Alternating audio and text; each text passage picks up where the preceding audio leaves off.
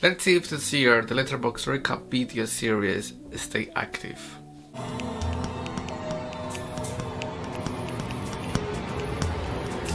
Welcome back everyone to another video here on this channel, Royal Horror. As you read by the title, we're gonna go through everything that I watched over the month of January, and it makes me excited because with these kind of videos I get the chance to talk about non-horror stuff. So in case you didn't know, what I do on these videos is I talk about series and movies, and that will involve horror and non-horror, and obviously I will separate them into different categories. So we're gonna start with the series. I'm gonna talk about worst to best overall, and then I'm gonna talk about the movies divided into non-horror and horror. When it comes to non-horror, I will talk about worst to best, like pretty straightforward. But when it comes to horror, I will separate them into different categories. So from like half-star movies to like 5-star movies, like the best of the month. And at the end of the video, I will mention the worst and the best series and movies that I watched over the month of January. Now when it comes to the series, I watched 3 seasons from different series.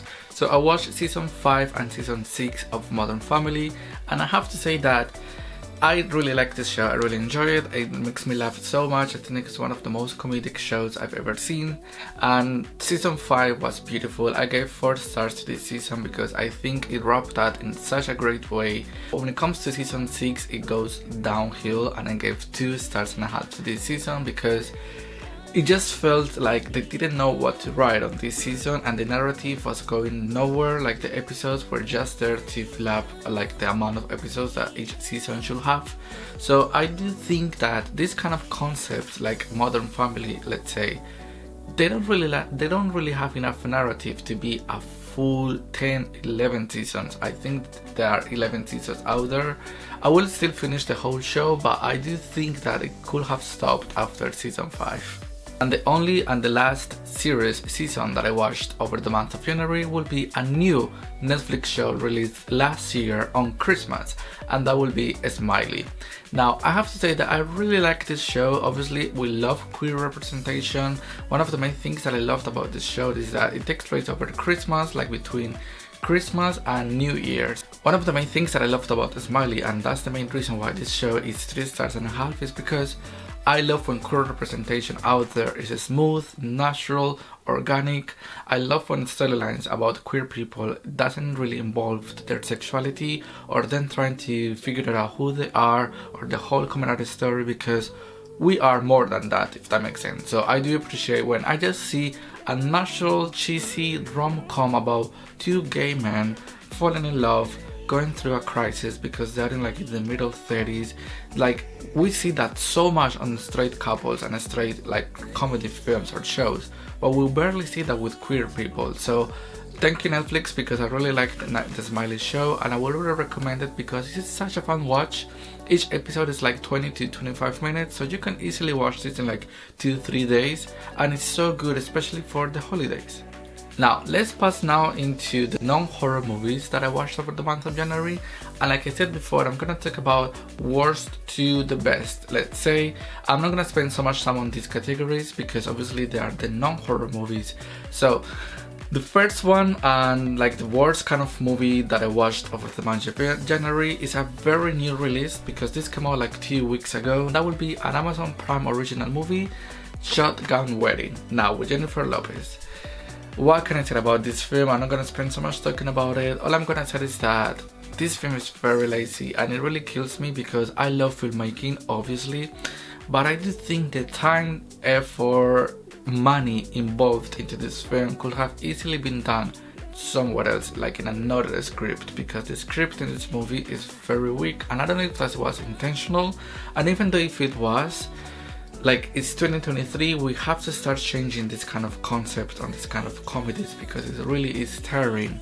I do have to say that I think even though this concept is horrible, it could have worked more if a gay couple were the leads, because the jokes could have been funnier, the action could have been funnier, because following this basic straight couple was very boring because this movie was 2 hours and I didn't care about anyone at all. And the jokes were not funny, the action was not funny, it was not entertaining, like it was so loud for no reason. This movie wanted to be action, thriller, romance, comedy, and it didn't really succeed in any of those genres. And the next is a short film, and I watched that on my new film analyzing class, and that will be Freira from 2017. This is like a 5-minute short film. I really recommend it because it really shows the emotions behind the characters because of the situation they're going through. And my favorite part about this short film was the sound design. The next one is not really a film, it's a wrestling show, and that will be Royal Rumble. And obviously, I mean, in case you didn't know, I'm a huge wrestling fan, and if you go to my first video posted, that's a wrestling show. So obviously I love Royal Rumble. I was really excited to watch these. I stayed until like 4 AM watching this show. And the next two films are two short films that I watched over my sound design class in film school. The first one will be Food for Thought in 2016. By the way, I think the short films that I mentioned in today's video, they can easily be found on YouTube. Now, Food for Thought, I love the sound design. There is a reason why this film was shown over my sound design analysis film class. I would say the film looks gorgeous. I think like it's such a good thriller short film. It can be kind of dark because of the topic that it's talking about. It can be very sensitive for some people. I don't really agree so much with the concept, but obviously I don't live in America, so I don't know how accurate it is. So if you get to watch this film, please let me know, because I like the concept. I think it was executed like in such a good way because of the visuals, the gore, the sound design again, but I'm not the biggest fan of what the movie is trying to say. And the other film that was shown over my sound design class was Meltdown from 2009. Now, this was so much fun. Like, it was so creative because it was basically items inside a fridge like pasta, milk, ham, cheese, carrots, etc. They all were having a breakdown because the fridge was melting down, so that's why the name is Meltdown. Such a fun short film. Please do watch this. I think it will make you laugh because honestly, me and my whole class, we were laughing so much with this short film. And the next two films is Madagascar 3 from 2012. I rewatched the whole trilogy. The first two films I watched them over December. I love this trilogy so much, one of my favorites from my childhood. I think the third one is like, for me, is the best one because it's so colorful, so innocent, like such an easy watch. This is just an hour and 20.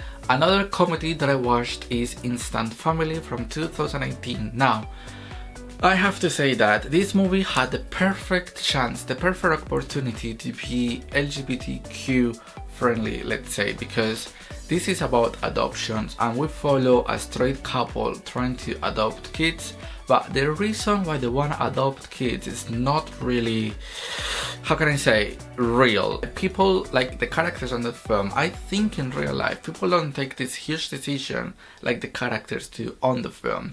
So it was very hard for me to root for these characters. You ended up liking them, but it's like, for me, it was kind of challenging. Why am I saying that this film could have been LGBTQ friendly? It's because there is a gay couple in the seminar they all go through for the adoption center, and I would have preferred to follow the gay couple because that hasn't really been done before, following like a gay couple through an adoption process. And this movie had the opportunity, it didn't take it. Such a shame, because if that happened, this could have easily been a 5-star film. Another film that I watched over my film analysis class is Singing in the Rain from 1952, like one of the oldest films that I've ever watched. I like this film. I think it's very colorful. I didn't mind that it was a musical. I like the narrative, the storyline, the characters. I laughed a lot. I love the whole concept, if that makes sense, because of the era. Again, I love the color grading, the outfits, the musical, the dance. The next two films are queer films and I'm so excited to talk about them. The first one will be Single All the Way, a Netflix Christmas movie released in 2021. Now, I love this film. It makes me laugh every single time, especially because of the jokes, and this is the proof that queer people can be great leads in such a smooth way without their sexuality being involved. And this was also such a good rom-com, very entertaining, even though it's very cliche because the characters are hella rich and everyone lives happily ever after when the movie ends. But I didn't care because the characters, they keep you entertained throughout the whole film. And the other queer film that I watched, it was Hearthstone from 2016. Now, I watched it with my partner. and we cried so much because the storyline of this film is just so sad, but in a good way, not like in a depressive way, if that makes sense. This is such a good queer film because many queer people out there, they go through what the main character is going through. There is one scene that really broke me down. I don't want to give spoilers, but when that happened, I was like, I've done this before, so I feel identified. My boyfriend was saying the same. So this movie, if you have the chance, please do watch Heartstone, because it will really make you think about life in general, even if you are queer or non-queer, but like just life, like it will make you think about life, and I think it's beautiful. So please do watch this. Also, like, the cinematography is gorgeous. It takes place in Iceland. And the next film that I watched, I've talked about this film before, it will be Encanto from 2021. Again, I love this film. I'm Colombian, so of course I love that Disney made a film dedicated to my country. I love how colorful it is. It's one of the most beautiful films I've ever seen. The storyline, even though it's a bit cliche, is not that cliche because the message behind is very real. And I really appreciate that kids nowadays are growing with this kind of film. And the last film, non-horror film that I watched over the month of January will be Babylon.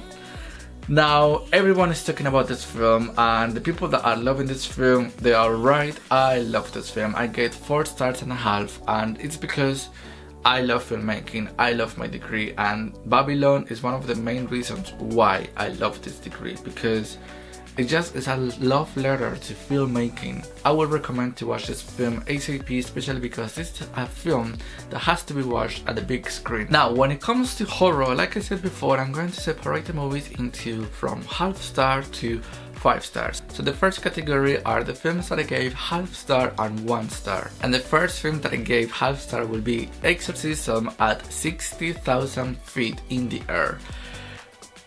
The name says it all. This movie is supposed to be a comedy horror. I hated this film so much because I know comedy horror is self-aware. I know that comedy horror sometimes work, but this film, no, it didn't work for me. I was really bored. It was way too stupid. Like what was this movie trying to say to me? That I'm stupid, that I'm dumb, because I'm not here to see through an hour and 20 minutes to be called stupid, if that makes sense. I would never rewatch this. I don't really recommend this because it's such a waste of time. The other film that is in this category is, you might be surprised because this movie kind of well loved by the horror community, and that will be Under the Skin, an A24 film from 2013. Now, I watched this over my film analysis class. Don't ask me why, but I didn't like this film. I think this film was way too tedious. I think this film could have easily been done a short film because the concept is not really explored in its own film, if that makes sense.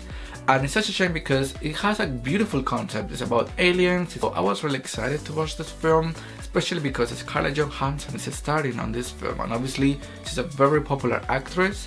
But not even herself can save this film because I was really bored throughout the whole film.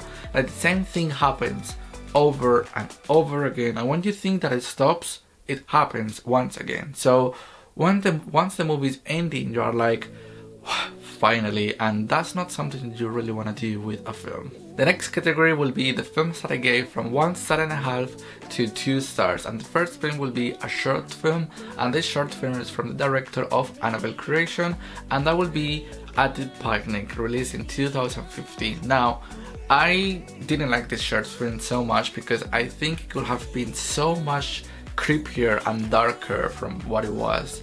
And yeah, that's the main critique that I have for this film, because this film takes itself way too serious with a concept that is not really portraying in the best way. And the next film on this category will be, you might be surprised because I was really shocked how this film had an overall of 3.7 of Letterboxd. And this film will be Coherence from 2013. Now, this film is very low budget, so I didn't have high expectations from this film. My main critique about this film is that I think all of the characters, they are the same. So I don't think they are really, I don't think the characters have personality. The concept was kind of unique, especially for the time that it came out, but the movie doesn't really push itself more than that. We see a few creepy scenes here and there. By the time those scenes came out, I was really tired of this film.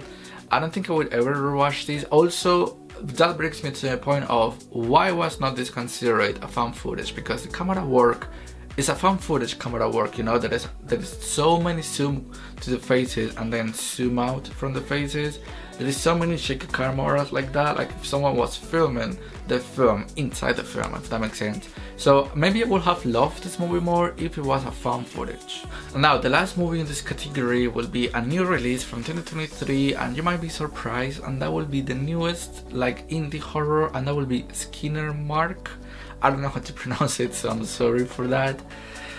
Listen, the first thing that I want to say is that I love that I had the chance to watch this movie at the big screen, because I will support indie horror no matter how bad it is, because if it gets released at the big screen, it's competing against big budget films, so I will always support indie horror at the big screen. Now when it comes to the film itself, I think this movie could have easily been done as a short film, because I think the concept and what the movie was trying to give, I don't think it was mainly made for a 2 hours film. I liked a few aspects about the film. For example, I liked that it was a nightmare. I loved that we followed a 5-year-old kid. I liked that the color grading was really gorgeous, because we only have 3 main colors: purple, pink and blue, sometimes green. I love the sound design. I think it was very creepy. Like, I think it's the creepiest part of the film, the darkest part of the film. Now the next category are the films that I gave 2.5 stars and 3 stars. And to kick off this category, we are gonna talk about Sick, the new slasher from 2023. Now I have to say that I don't mind that this movie had the concept of the pandemic, because it's like, okay, it's something that happened in society, so of course films are gonna have this kind of concept.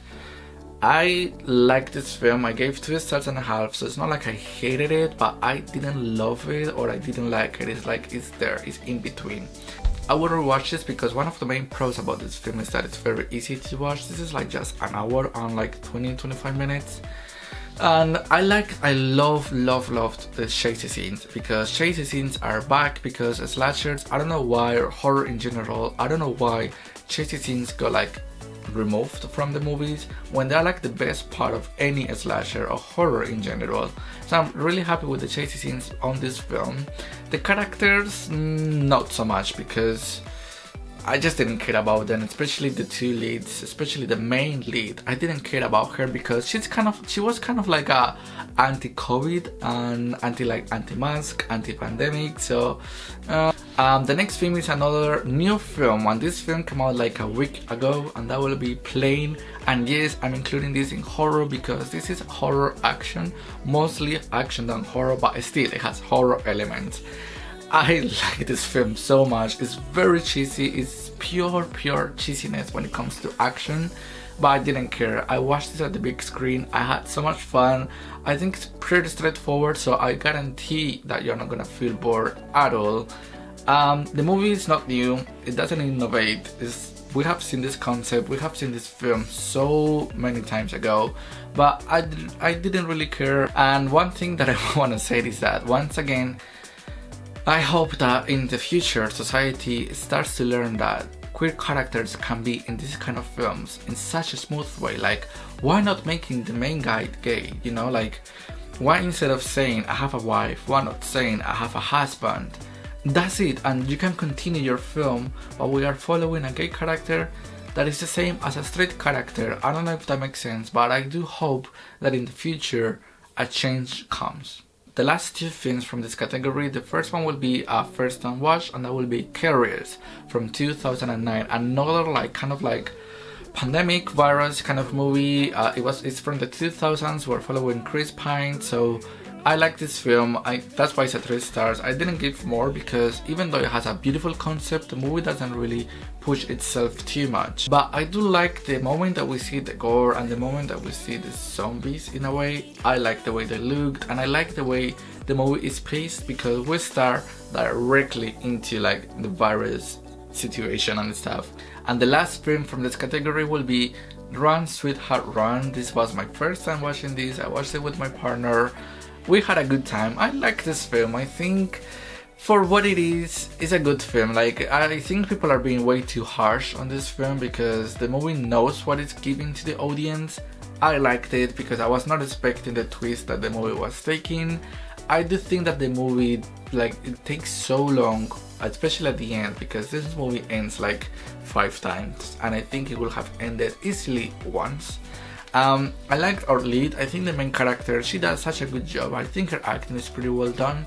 I love the chase scenes. It's like I said before, I'm so happy that chase scenes are getting a comeback because they give such a good personality to the movies they are part of. Now the next films are the films that I gave 3.5 stars and 4 stars. So they are like kind of movies that I've talked about in the past. So those films include Fall from 2022, one of my favorites from that year. Such a good one location film. I also rewatched Scream 5, yes I know, for like the 6th time. And you might be surprised why this movie is in the 3.5 stars category. The main reason is because I blame myself because I've rewatched it so much. But I do think that this movie is not aging properly. I also rewatched Annabelle Creation. I'm planning to do a whole Conjuring ranking and analysis of the franchise after like the Nun 2 comes out, or even if the Conjuring 4 comes out, so stay tuned for that. I also rewatched Splinter, a hugely underrated film. I included a spin of my hidden gems that you probably haven't seen before, so check that video out. And another film that I rewatched is Hostel 2, and I have to say it because I'm gonna include this movie in an upcoming ranking, is that this movie grew on me. I know this movie is not for everyone, I know the director is not for everyone, and the last film that I want to talk about from this category is Resurrection, a new film. This film came out in 2022, and the main actress is Rebecca Hall, so we all know her. I really like this film. I think this film is, how can I say it, it's beautiful in a way. I think the cinematography was so gorgeous. Obviously the acting is phenomenal. This is one of the best actings we've ever gotten of the last 5 years, let's say. Rebecca Hall carried this movie on her back so much. I don't think if we had another actress or if we had another performance, I don't know if this movie would have hit me the way it did. I like the whole concept. I love how this movie is trying to portray like toxic relationships, trauma from toxic relationships, because I think the trauma that she goes through, even though it's related to a toxic relationship, it can also be portrayed with other kind of toxic relationships. For example, if you have had a toxic relationship with your parents, siblings, friends, you might feel identified with these. I would recommend this. I'm so happy that I own it and I cannot wait to rewatch it. Now finally the last category will be films that I gave 4.5 stars and 5 stars. Now out of the next 3 films, let's just mention 2 of those films because I've rewatched them so much and I've talked about them in the past. One of them will be Conjuring, the first Conjuring, a 5 stars film. Yes, I don't care, I love this film so much, one of the best ones ever made. Like I said before, I'm gonna talk more about this film in an upcoming ranking and breakdown or analysis of the franchise. And the other film that I ever watched will be Split from M. Night. Yes, I gave this film 5 stars because this concept is way too unique, it's so original, the acting, the storyline is so well paced, cinematography, like I will always feel entertained about this film because it's so rich. Like the script is so rich. M. Night is such a huge inspiration for myself. And the last film that I'm gonna talk about is Bones and All. Now, I love this film. What can I say? This film is from last year, one of my favorites of last year. I think this is my 3rd favorite horror movie of last year, even though I did a whole ranking over my shorts. I didn't include this movie because I hadn't watched it when I did that video, but now that I watched it, I will put it into the 3rd place. Bones and All is a film that kept me entertained throughout the whole time. I was really rooting for these characters, even though they were cannibals, but I have to say that this was a metaphor for us because obviously the main girl, she was a cannibal and she didn't know how to feed. She was discovering herself because she felt that she was not fitting into society. Society and her family and the world turned on her, so she was by herself in a broken world. And let's face it, all of us, or at least many of us, have felt that way. Obviously we are not cannibals, but sometimes maybe you chose a degree that you didn't like and your family and friends turn on you because you are changing degrees. Maybe you changed your job because you felt like it was not for you, and your boss, your family and friends turned on you because you left that beautiful job. Stuff like that. So I do think if you watch this film, thinking that it's a metaphor, I think you will love it because that's why this movie hit me so much. Now those were the films and the series that I watched over the month of January, and now quickly talking about the worst and the best. Hands down, the worst series that I watched will be Modern Family Season 6 because of the stuff that I said before, and the best series that I watched over the month of January will be Smiley because I love a good, smooth, queer representation.